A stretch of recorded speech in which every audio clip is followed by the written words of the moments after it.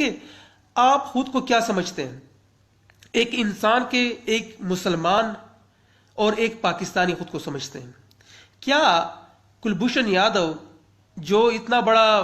جس کے اوپر آپ کہہ رہے ہیں کہ اتنا بڑا دہشت گرد ہے جو یہاں پر حملے کرواتا تھا، بم دھماکے کرواتا تھا، اس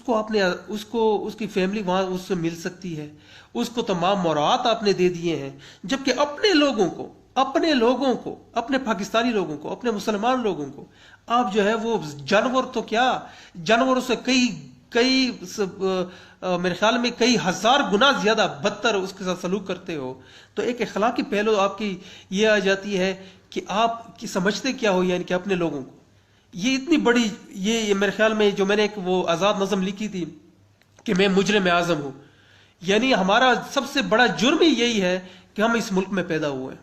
ہمارا سب سے بڑا جرم ہی یہی ہے کہ ہم مسلمان ہیں، ہم پاکستانی ہیں، سب سے بڑا جرم یہ ہے۔ اور یہ آپ نے خود ثابت کر دیا ہے، اپنے اخلاقی جو آپ کا پہلو ہے وہ اتنا گرا ہوا ہے کہ ریمنڈ ڈیوس جو ہے وہ اس کو ساری جو ہے وہ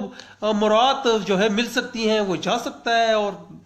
یعنی کہ وہ کسی بھی طریقے سے اس نے خود اپنی جو ہے وہ کتاب میں لکھا، اور جو کنٹریکٹر کتاب اس نے لکھی اس میں خود لکھا کہ باقاعدہ جو DGISI تھے اور باقاعدہ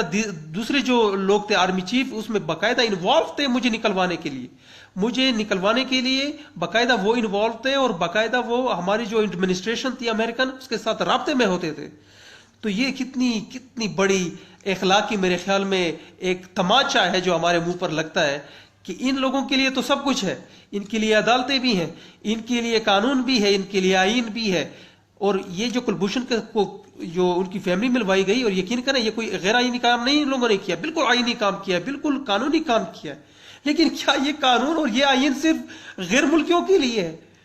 کیا یہ آئین و قانون صرف طاقتوروں کے لیے ہے، ان غریب والدین کے بچوں کے لیے نہیں ہے؟ کیا ان پشتون خصوصی طور پر جو ہے وہ ان پشتون بچوں کے لیے نہیں ہے، وہ ان بلوچوں کے لیے نہیں ہے؟ تو سب سے بڑی بات یہ بھی آ جاتی ہے اخلاقی طور پہ۔ اور پھر جو میرے خیال میں جو